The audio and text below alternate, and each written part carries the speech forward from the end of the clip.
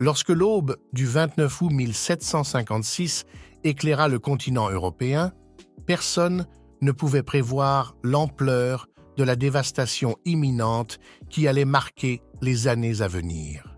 Car la guerre imminente allait pour la première fois non seulement se limiter à l'Europe, mais presque tous les continents allaient être tenus en haleine.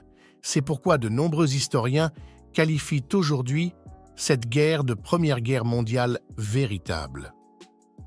Au cœur de ce conflit épocal se trouvait un État qui devait faire face à une surpuissance d'ennemis, le puissant royaume de Prusse. Sous la direction intrépide du roi Frédéric II, mieux connu sous le nom de Frédéric le Grand, la Prusse est montée sur la scène des grandes puissances et s'est défendue presque seule contre tous les autres États européens. Que cache donc cette guerre souvent oubliée? Comment la Prusse a-t-elle pu se défendre seule contre presque toute l'Europe et quelles ont été les conséquences pour l'ascension de l'Allemagne? Toutes ces questions passionnantes seront abordées dans la vidéo d'aujourd'hui. Bon visionnage! Au milieu du XVIIIe siècle, l'Europe ressemblait à une poudrière prête à exploser à tout moment.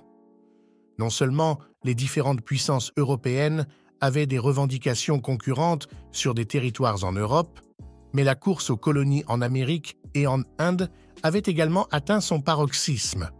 En Europe continentale, les trois États dominants étaient surtout la France, l'Autriche et la Russie. Cependant, au fil des décennies, un nouveau joueur a commencé à émerger. La Prusse.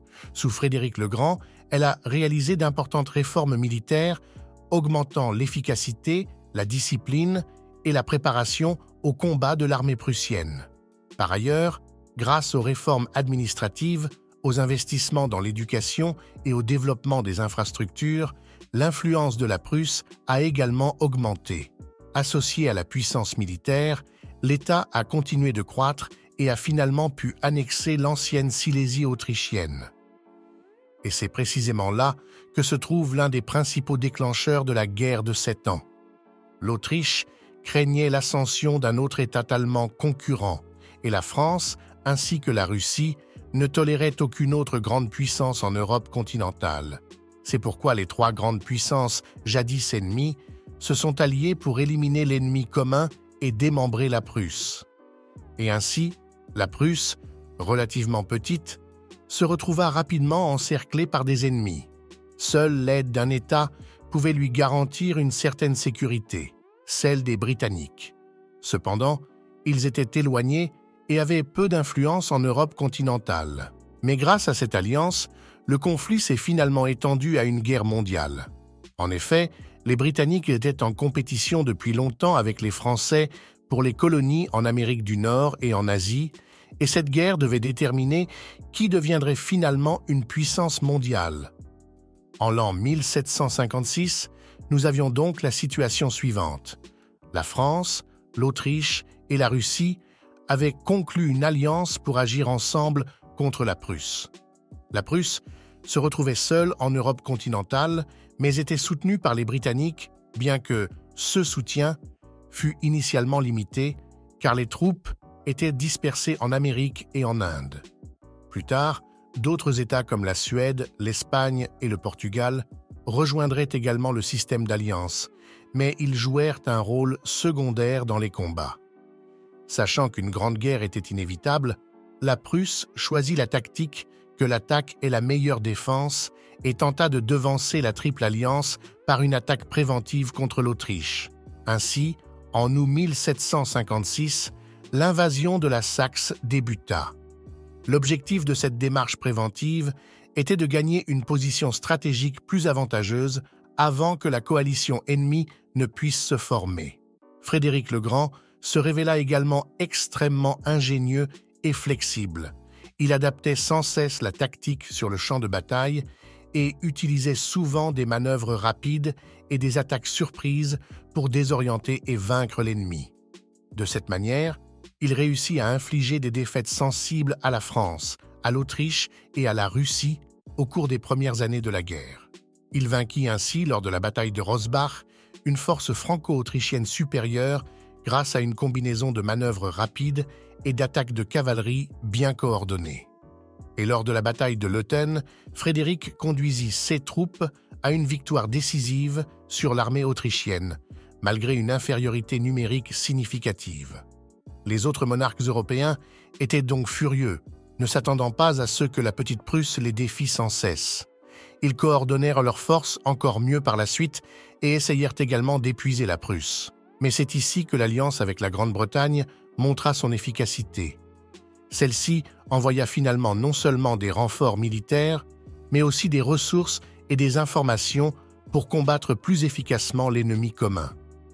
Néanmoins, l'équilibre des forces commença lentement à se déplacer et la France, l'Autriche et la Russie prenaient progressivement le dessus.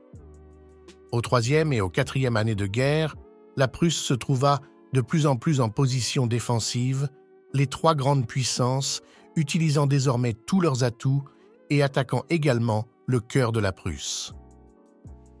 Les troupes prussiennes subirent de nombreuses défaites douloureuses, et après une défaite catastrophique lors de la bataille de Kunersdorf, l'armée fut même temporairement dissoute. La voie vers Berlin était désormais libre pour les ennemis. Les Prussiens s'étaient-ils donc surestimés et leur fin était-elle proche? Cela semblait d'abord le CA, mais les circonstances extérieures changèrent la donne. L'alliance entre les Russes, les Autrichiens et les Français commença à se fissurer, avec des contradictions croissantes sur la marche à suivre. Ils ne profitèrent donc pas de l'occasion pour avancer vers Berlin. Frédéric qualifia cette situation dans une lettre à son frère Heinrich de « miracle de la maison de Brandebourg ».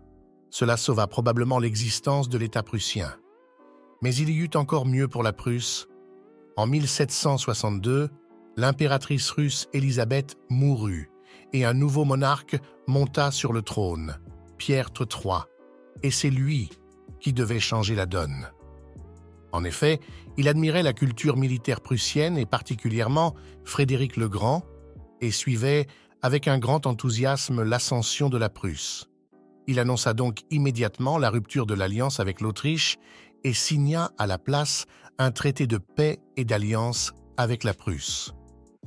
Bien que le tsar russe ait été assassiné quelques mois plus tard et que sa successeuse Catherine II dissolve l'alliance, elle maintint néanmoins la paix. Toutes les troupes russes se retirèrent, ce qui représentait un énorme soulagement pour la Prusse. Et ensuite, la France faiblit également.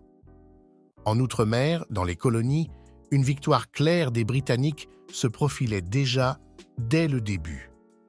Non seulement sur les territoires de l'actuel Canada et des États-Unis, mais aussi en Inde et en Asie du Sud, les Britanniques dominaient, tandis que les Français perdaient de nombreux soldats. Cela affaiblit également la position française en Europe et le seul grand ennemi restant était l'Autriche.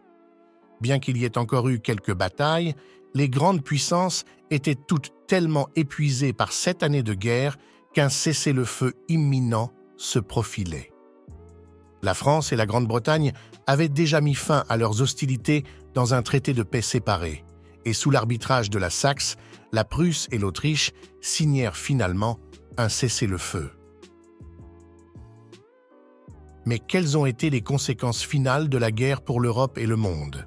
Territorialement, en Europe, les conséquences n'ont d'abord pas été très importantes. En effet, les traités de paix ont rétabli dans une certaine mesure l'état antérieur à la guerre.